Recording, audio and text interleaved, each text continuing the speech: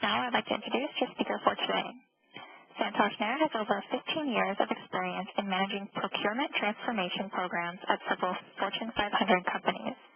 He has extensive experience in improving organizational supply chain capabilities by implementing best practices in procurement strategy, spend analysis, procurement outsourcing, procurement organization restructuring, global sourcing, and technology enablement.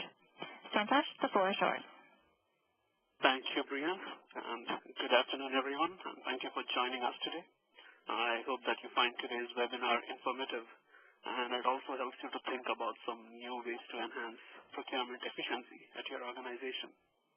I'll be talking today about the impact of the economic turmoil on the purchasing function, a very broad topic, and hence I'll be focusing on a few critical best practices that we at Globally Procure have seen leading purchasing organizations deploy and effectively tackle the challenges and opportunities in the new normal, so to speak. The agenda for the session is to review the impact of the economic conditions via the framework of a survey that we conducted at Globally Procure. Then we'll focus on specific priorities that have changed for purchasing professionals and best practices in implementing those business requirements. The webinar comprises of 4 sections, and at the end of each section, we'll open the floor up for discussions and Q&A. Please submit your questions anytime during the webinar, as Brian had mentioned, via the chat option, and we'll try to respond to all the questions at the end of each section. So I'll start with a quick overview of Globally Procure.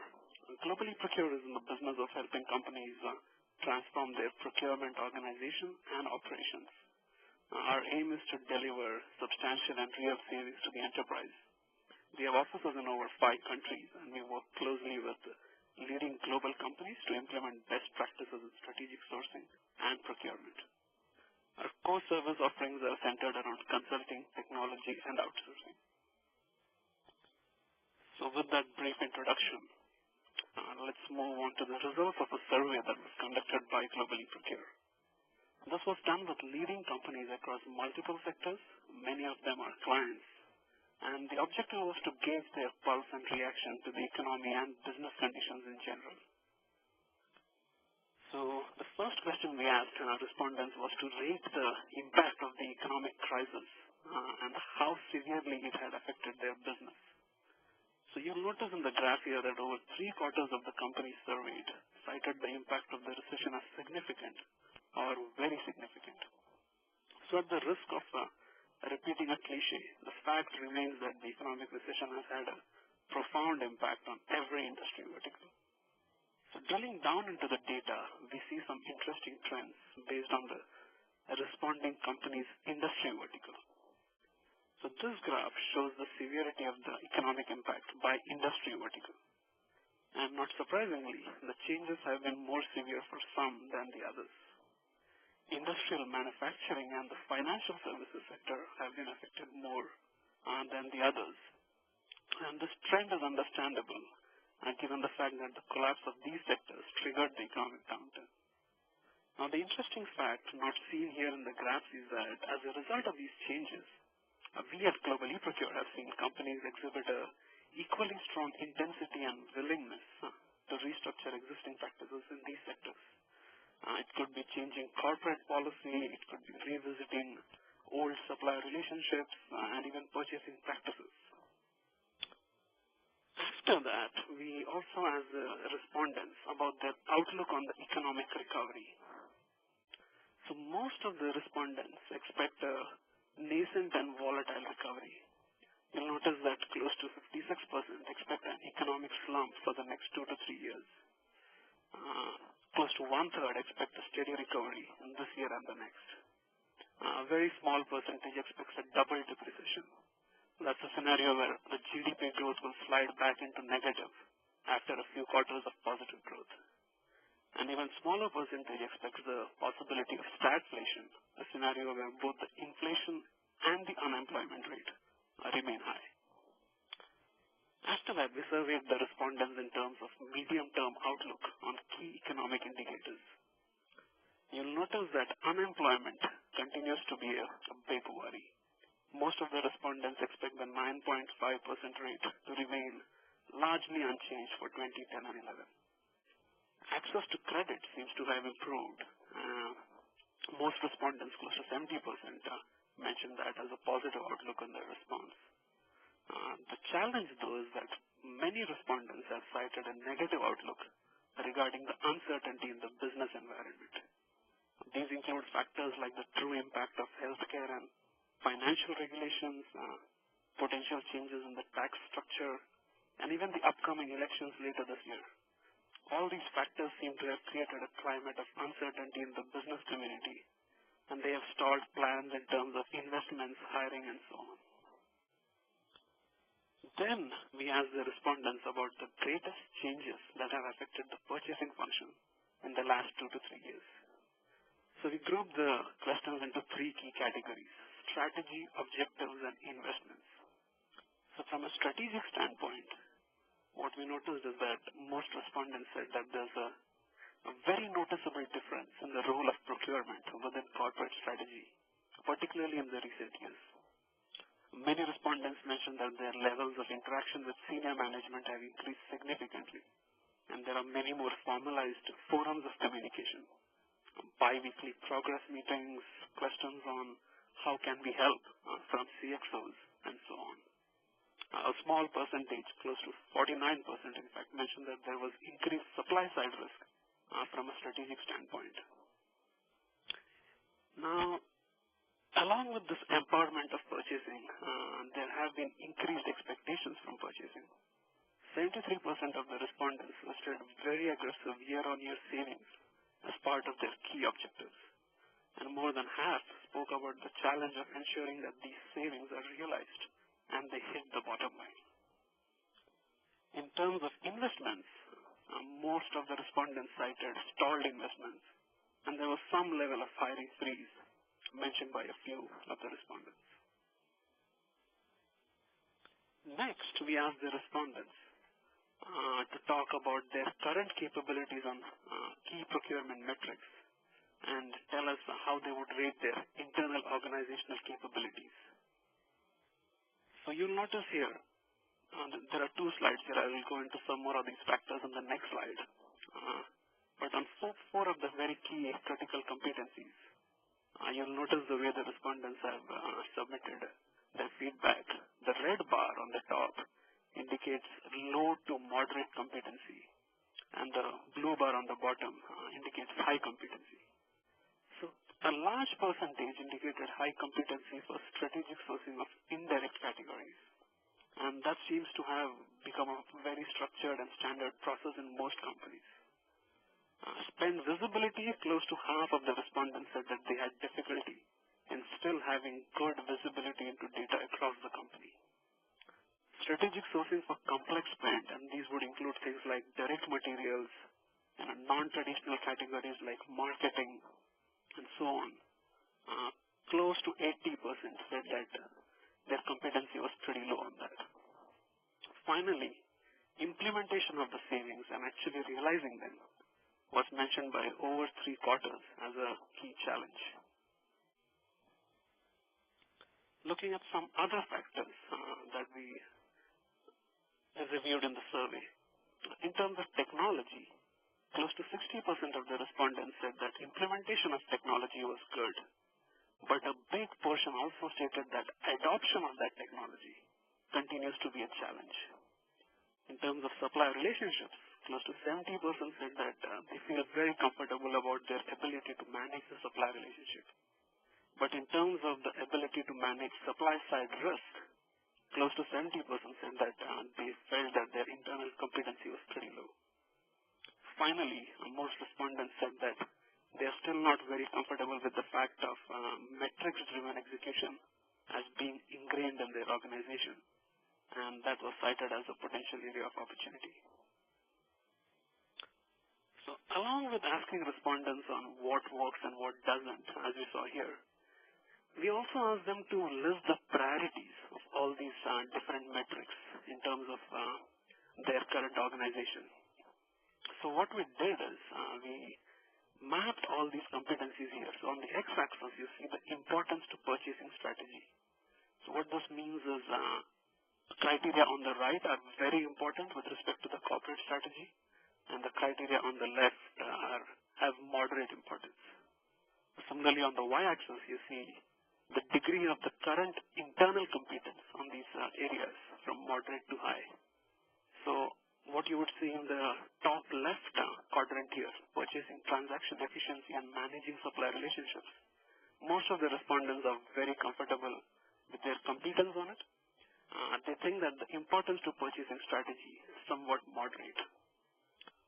The items on the far right and top of the quadrant, sourcing of indirect categories, savings identification, supplier quality services, as well as technology implementation, were the four areas where everyone was comfortable with their capability, as well as they rate them very highly in terms of importance to corporate strategy. The ones at the bottom right, those are the areas of focus, because everyone seemed to agree that those are very important with respect to purchasing strategy, but they did not rate their current capability as being very high.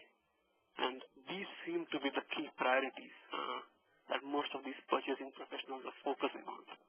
So these are technology adoption, implementation of savings and true compliance, mitigating risk with key suppliers, and finally managing by metrics. So the rest of the presentation will focus on some of these key areas that were identified by respondents as being a critical part of the strategy. So that was the first part of the presentation. Before we move on to the next one, we can pause to see if there are any questions. Brian? Yeah, you did have a question come in. You spoke on a few occasions about the basics of good purchasing, and even the title of the webinar is Back to Forcing Basics. Is it your point of view that recent trends in purchasing have not yet yielded true results? That's a very good question. Actually, we didn't touch upon the title of the webinar earlier. Thank you for reminding me of that. What I'd say is in our engagements with a lot of industry leaders, we have seen mature purchasing organizations consistently follow some best practices with respect to systems, processes, and resources. And these practices seem to be ingrained in their DNA, and they cut across industries, categories, and organization size. Now, over the last decade, some of the purchasing trends have shifted focus away from those fundamentals. Many companies have tried to jump on the bandwagon of latest trends like global sourcing, procure-to-pay systems, cloud computing, and many other massive system implementation projects. So this is not to say that such initiatives do not add value. They most certainly do, but they need to be executed in the right organizational context and not just as knee-jerk reactions to competitive pressures. And more importantly, such initiatives, they add true value only if the building blocks of good purchasing are firmly in place. The right technology with the enablers to spur adoption, good spend visibility, clear metrics, high levels of compliance, and good supplier relationships and risk management. If you apply the layers of new trends on top of these fundamentals, the results will be great. And if not, then we have a shaky foundation to start with. I have one more question that was sent to me via chat regarding when was the survey taken.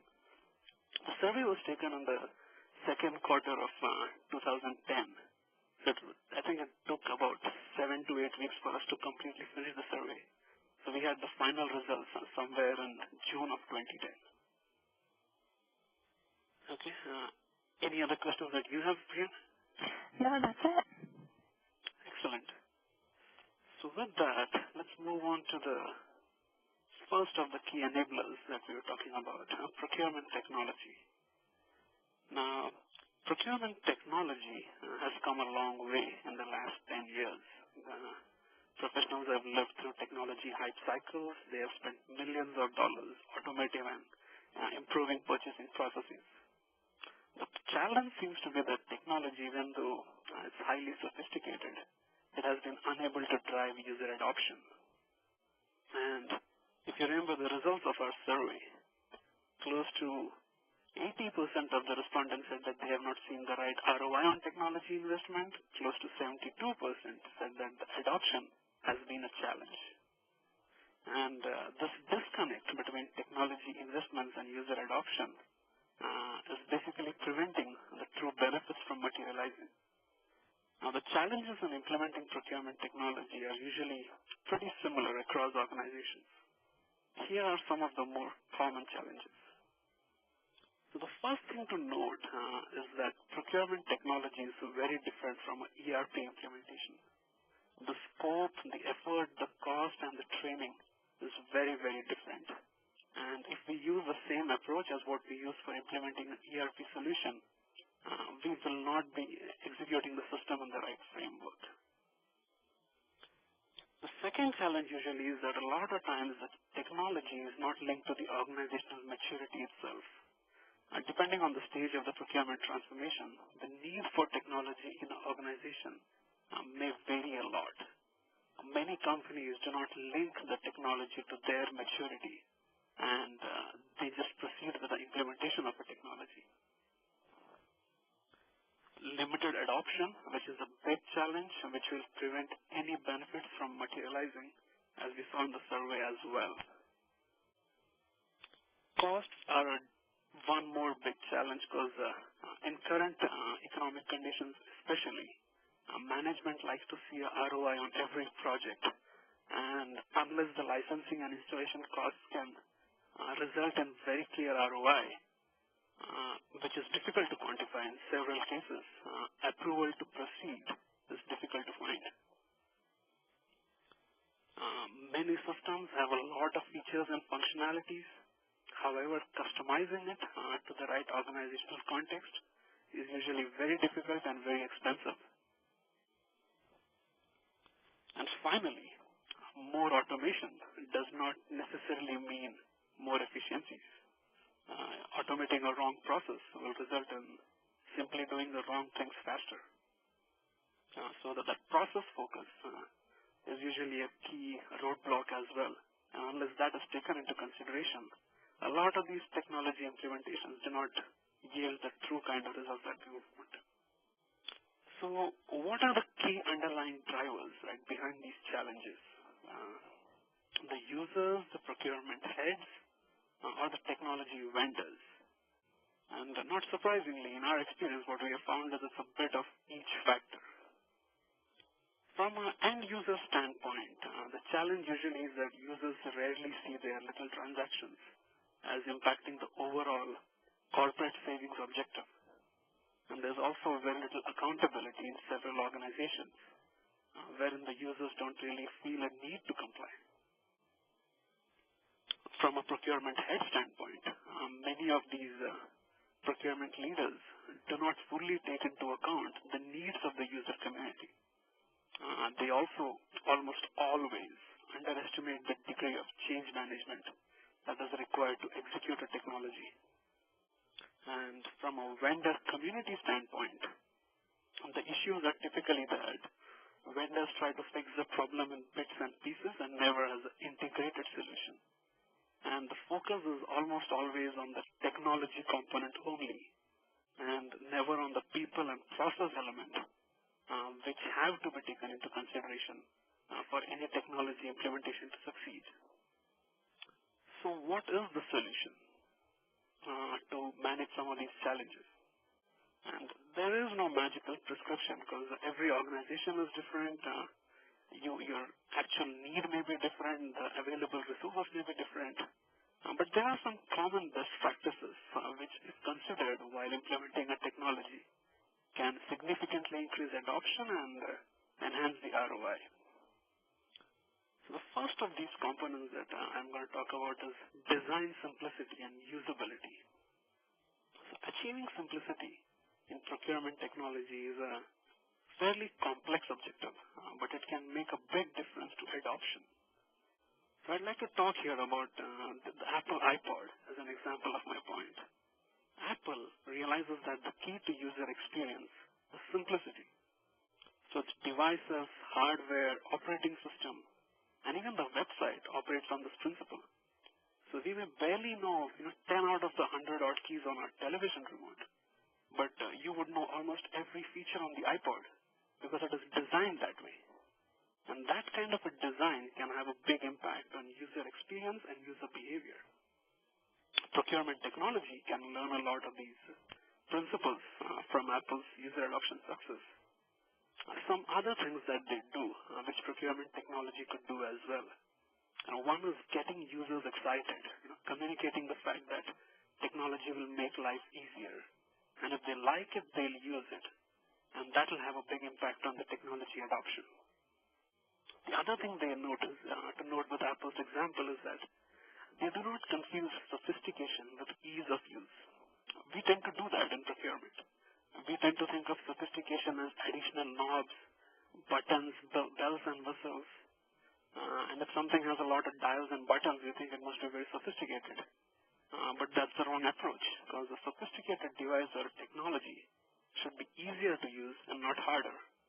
And if the procurement leaders who influence the decisions of procurement technology get that right, there can be a big impact on the adoption. Finally, one thing to note is what you leave out of a technology is just as important as what you leave in it. So too many products overwhelm customers with feature overload simply because it's technically feasible. Apple's restraint is part of what makes its products so user-friendly. Similarly, with Google, one of the key factors of their success is the simple browser and the very simple web page, which has never been, complicated with too many features in there.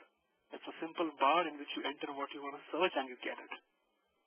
At Global eProcure, we spend a lot of time debating the functionalities of our technology solutions with the engineers, simply because we want to make sure that we will use the system and do so without getting lost in it as end users. Second best practice that we have seen many companies adopt in recent years is on-demand solutions. So these are applications that are hosted on a remote server and they can be accessed through the internet. These include modules like Spend, RFX, Auction, etc. Some of the key benefits of these solutions are they have lower cost. So SaaS applications are typically subscription-based.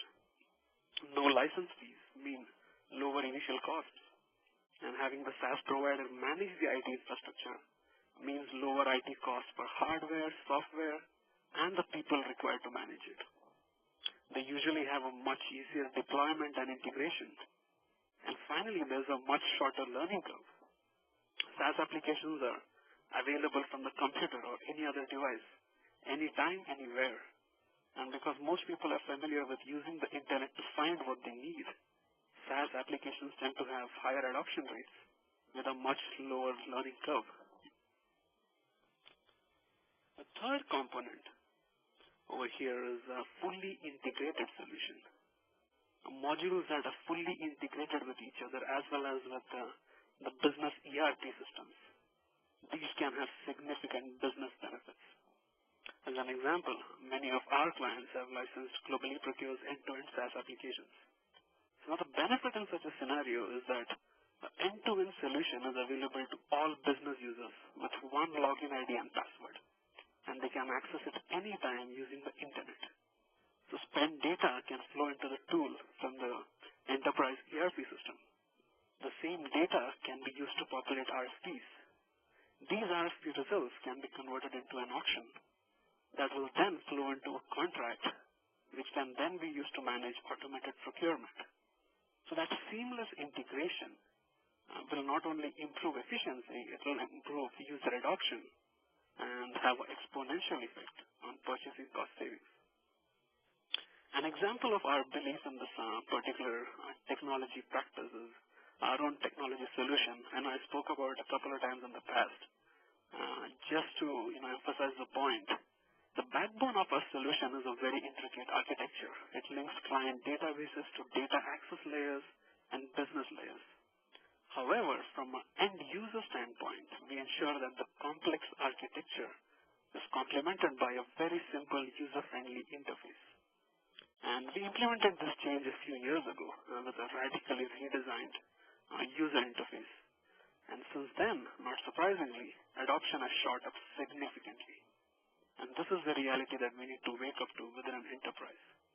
Simplified technology can spur adoption, and that in turn can accelerate the entire transformation process. So with that, before we move on to the next section, let's open the floor up for any questions. Brian?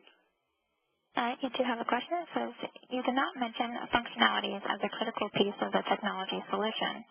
Isn't that an important piece of the puzzle? That's a good point, and I did not touch upon functionalities.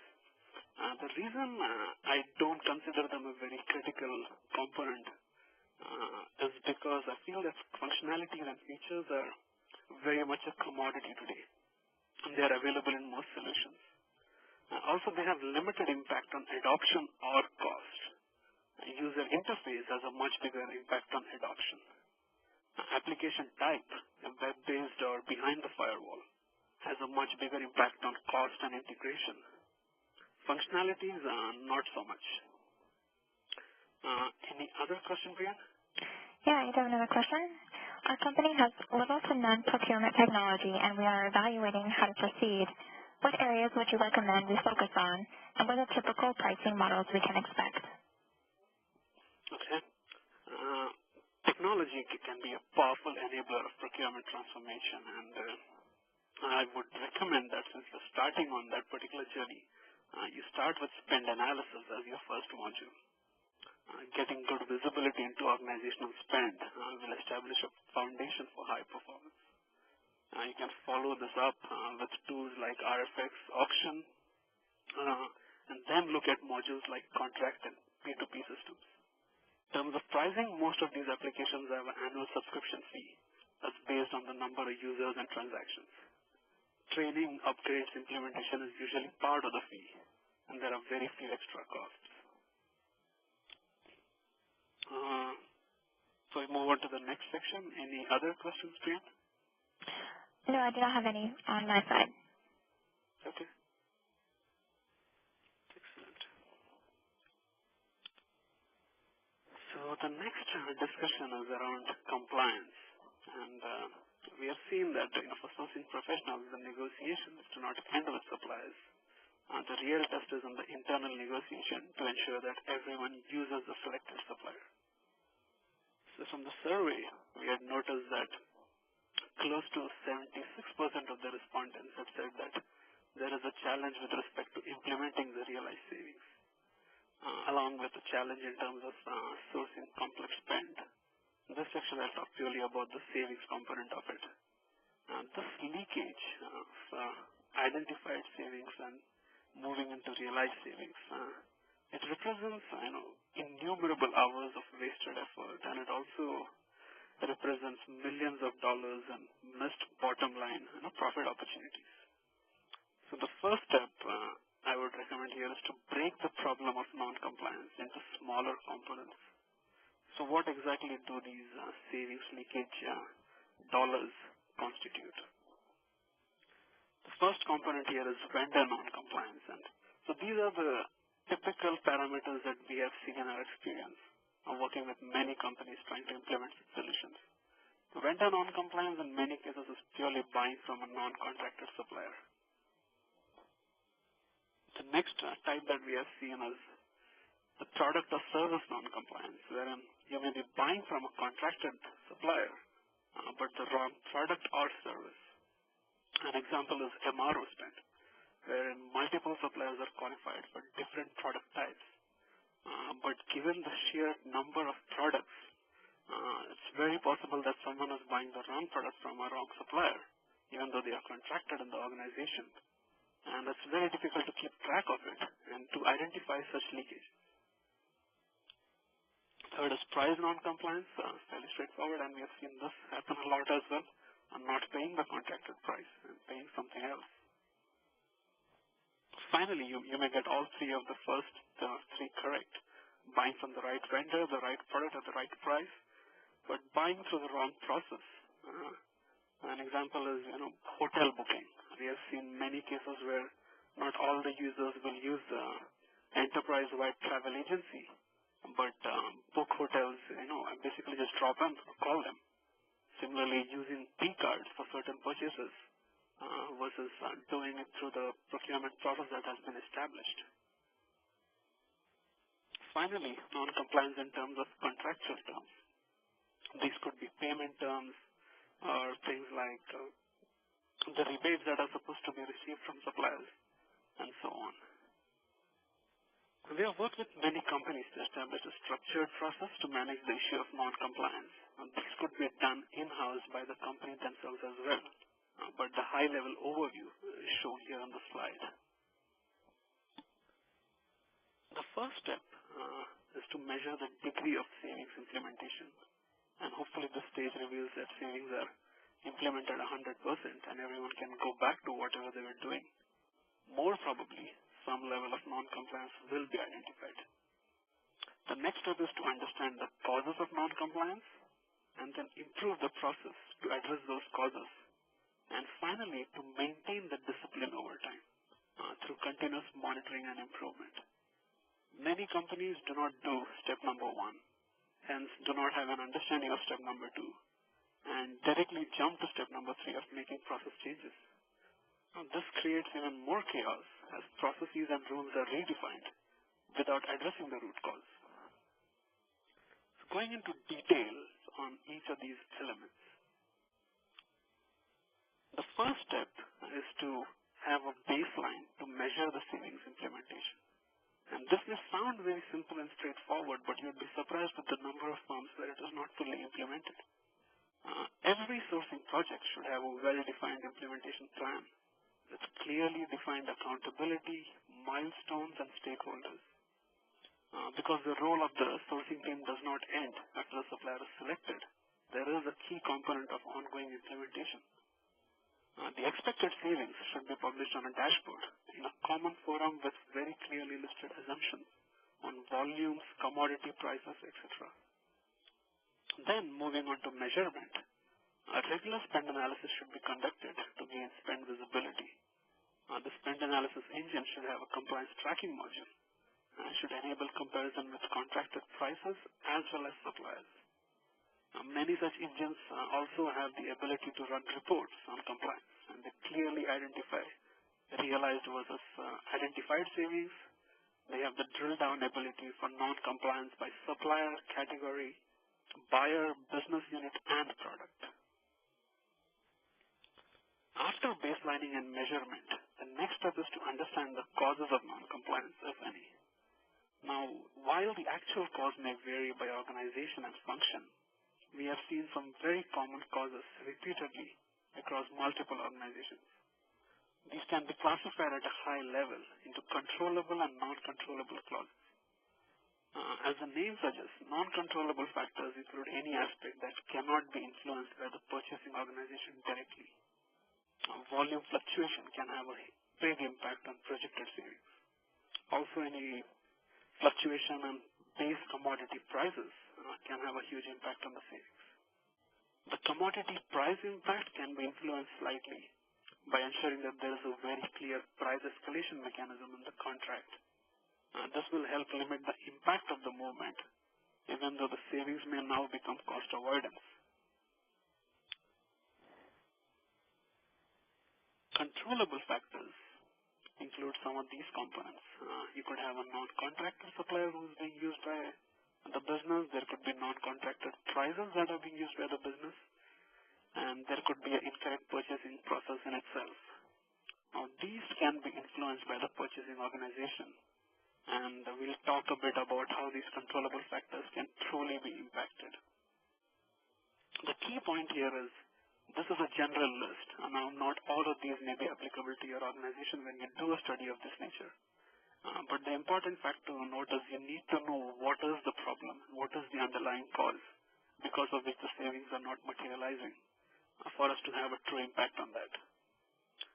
So once we identify the underlying causes, the next step is to implement process change to fix these causes.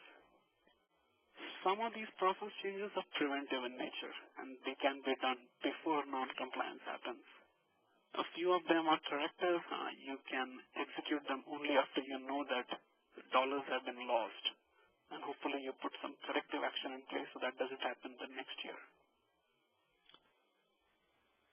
In terms of preventive action, the key objective here is to influence user awareness, user willingness, and their ability to be compliant with the policies and procedures.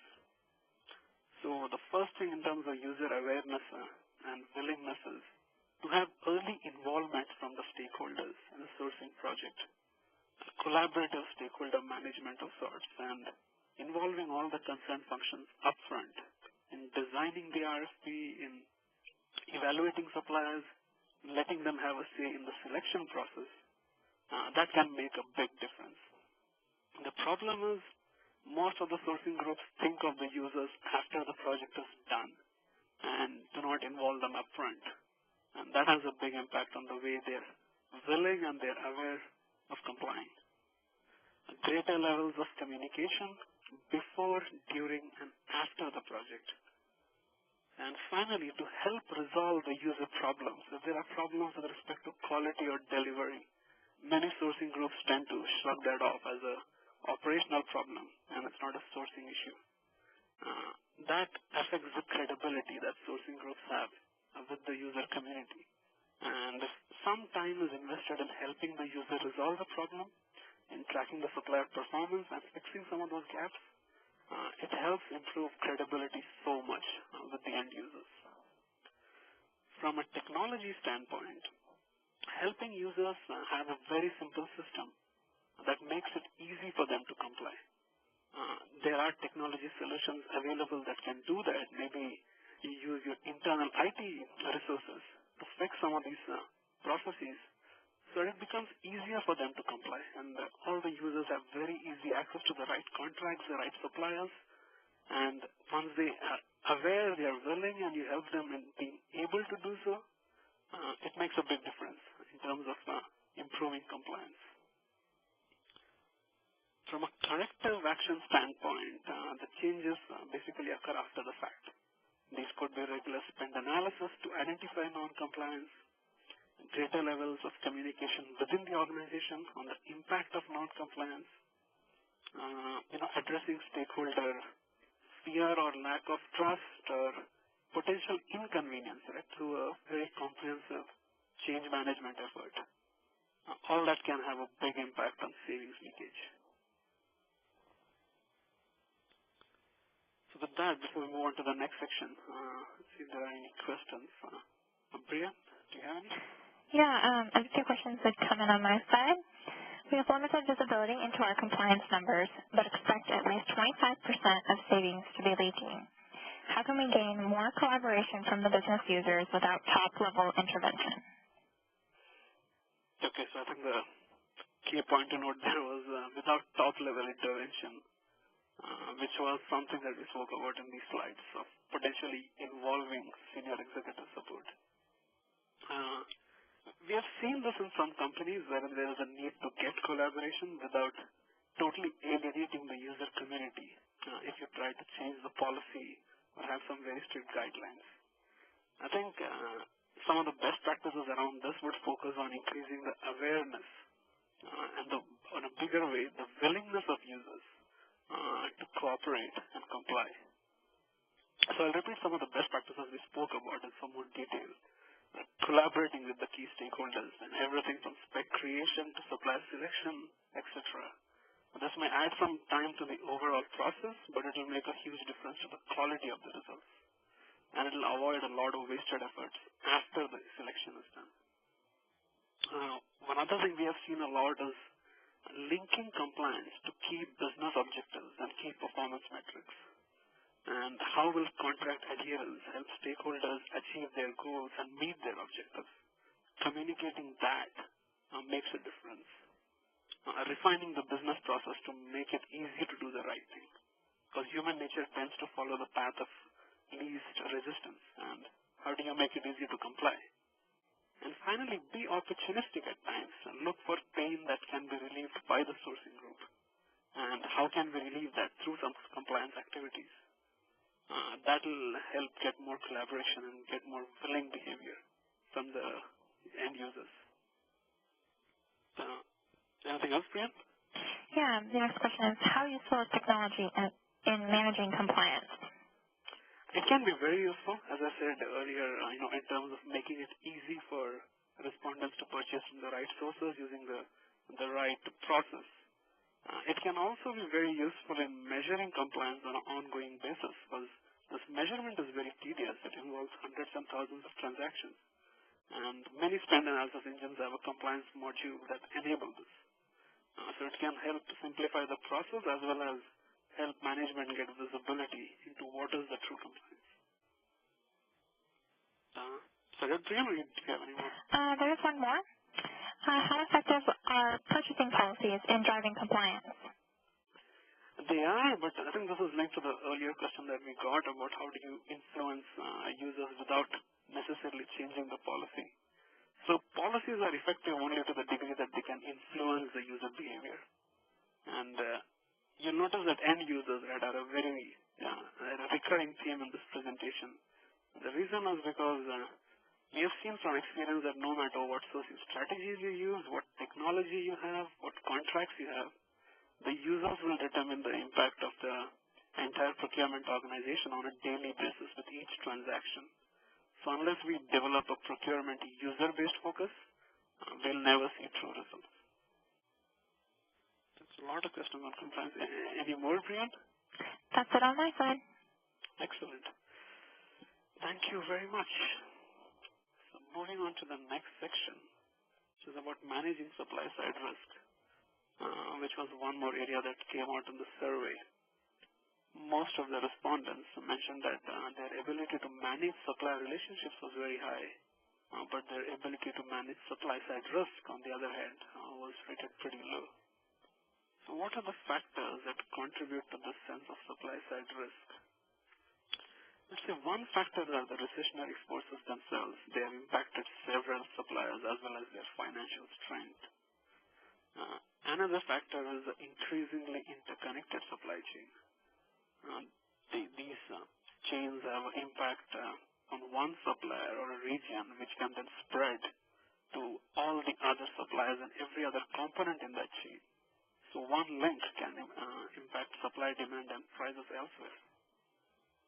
Lean practices like just-in-time, vendor-managed inventory, these have improved efficiency a lot, but they have also increased risk because there is no more buffer in the system to handle sudden shocks. Global sourcing practices, low-cost country sourcing, and so on. These come with very high savings, but equally severe supply-side risks. Design and process collaboration. There are many instances where suppliers own the design and process aspect of several products, and the collaboration creates a lot of synergies. But these can also be a big hazard if the partnership falls through. On the narrow supply base, many companies have focused on volume consolidation, resulting in economies of scale and savings. Hence, they have a much narrower supply base for key products than they used to have. The challenge is there are not enough backup suppliers, and if anything goes wrong with that one core supplier, it creates significant risk. Finally, the imbalance between price and risk. The constant drive for more savings, it can make purchasing professionals give less importance to the risk associated with a certain strategy. Now, there are many examples of this kind of a supply-side risk impact. Look at Toyota or BP. They have taken hits worth billions of dollars due to supply-side risk problems. So just like compliance tracking, there's a very systematic and comprehensive approach that can be institutionalized to manage risk. A high-level best-in-class approach is shown here on the slide. Profile the supply base, identify key risk factors, create clear performance metrics for each factor, evaluate suppliers on those metrics, and if you find that there is a particular risk, create risk mitigation strategies, and set up an ongoing repeatable process. I'll delve into each of these a bit in detail in the next slide. So the first step in risk management is to profile the supply base. Many companies have thousands of suppliers, and it's not practical to evaluate risk for all of them. So better approach is to classify suppliers based on their level of importance to corporate strategy and operations. So you'll notice here that we talk about 3 brackets, and you could have some different definition depending on your organizational context.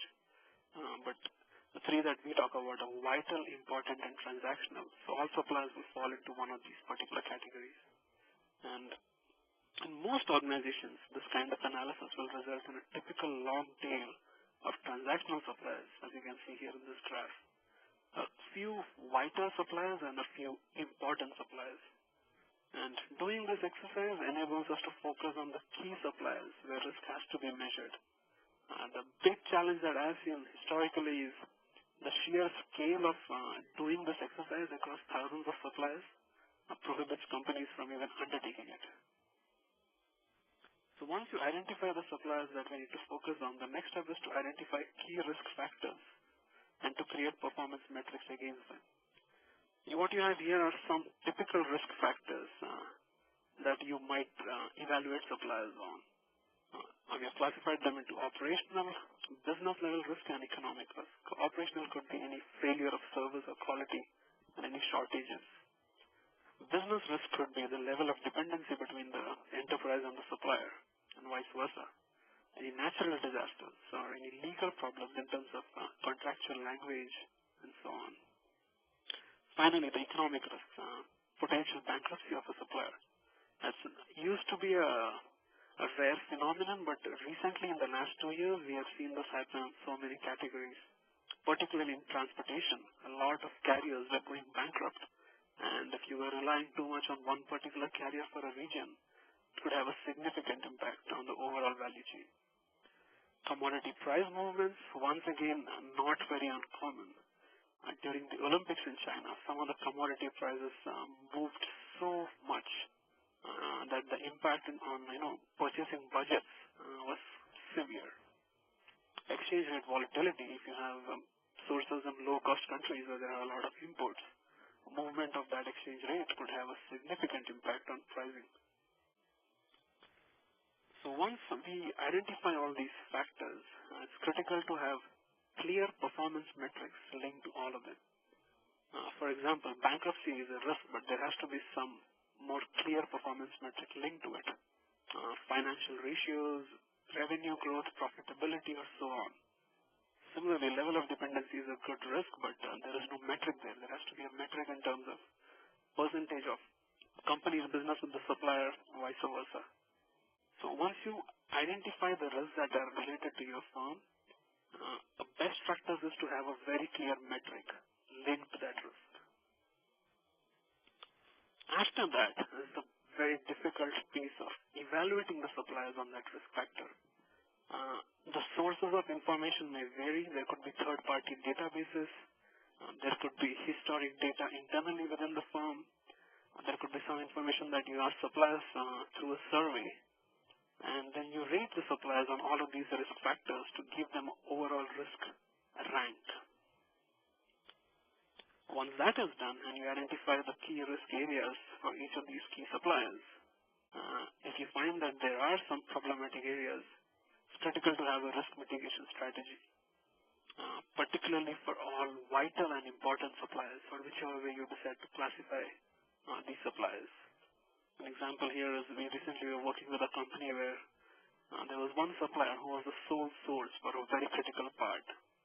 And the reason we had come to that stage is because through some previous sourcing initiatives, the negotiations came to a point where they gave us deep discounts if they were awarded the entire business. The problem here is through this study we found that there was a critical risk because if anything changed with that particular supplier, our production and operations would be significantly impacted. The plan after we did the study was to identify alternate sources and qualify them and give them some part of the business as a backup option. So before we move to questions, the only thing I would comment on risk is that there has to be an ongoing risk strategy within an organization. People feel that it's too much of an effort and there are resource commitments.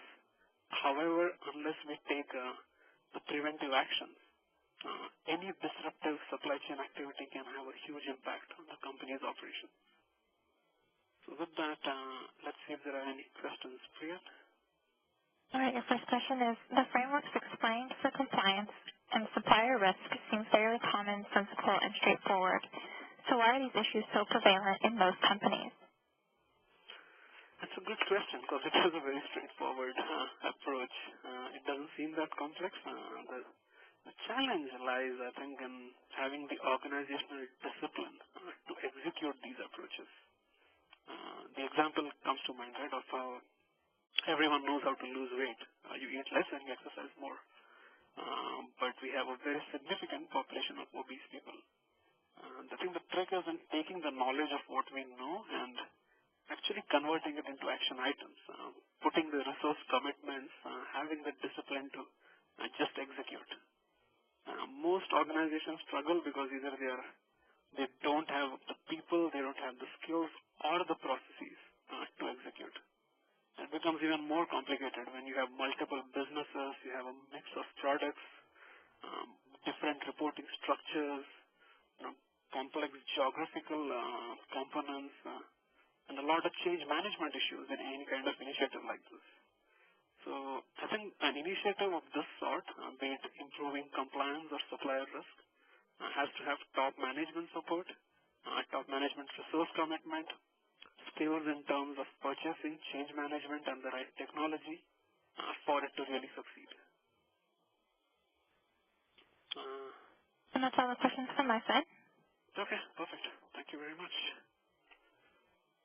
I think we have just around 6 minutes to complete the next section, which is on metrics.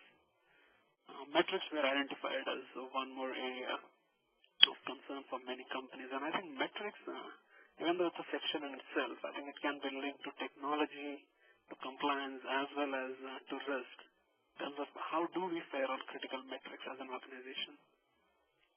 So let's start with the need for metrics, right? And these are some of the key reasons why metrics are very, very critical.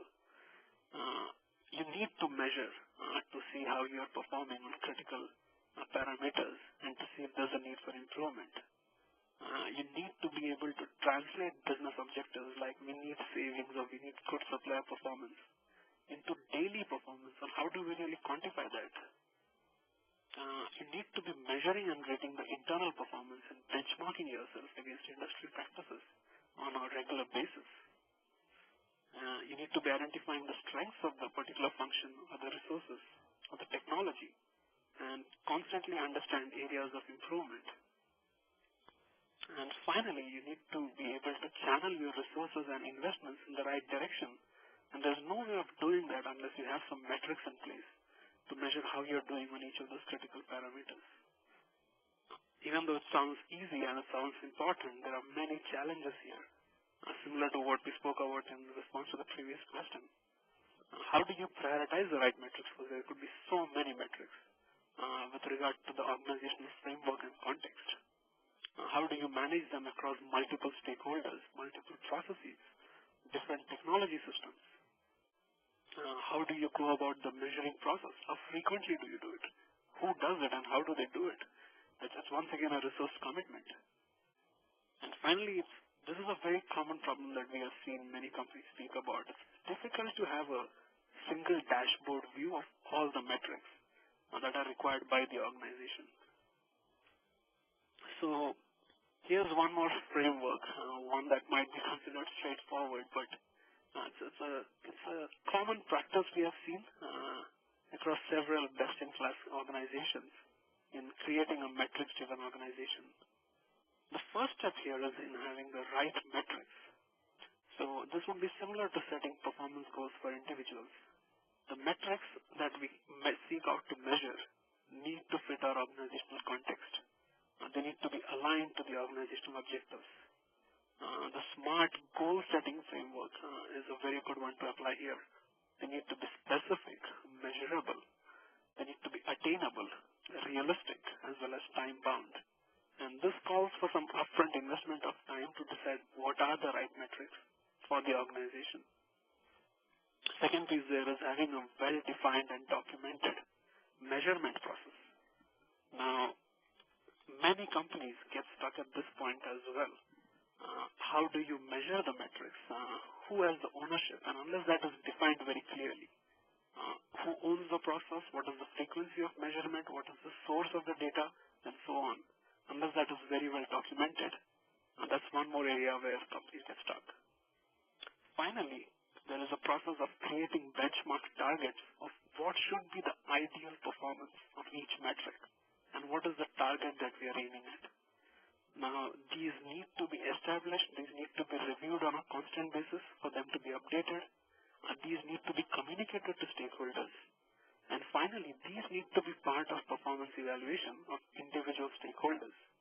So once that becomes a core criteria on which they are measured, it becomes a part of the DNA of the organization, and everyone strives to meet those metrics.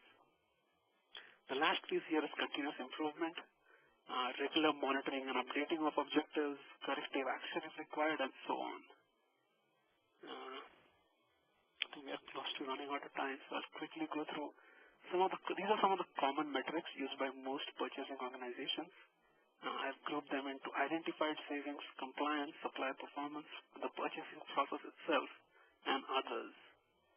Many of the best-in-class organizations measure themselves on a monthly basis on several of these metrics, and they have clear targets of where they should be and what the plan is, and that makes it so much different, right? Without not having a plan could create a lot of chaos within that organization.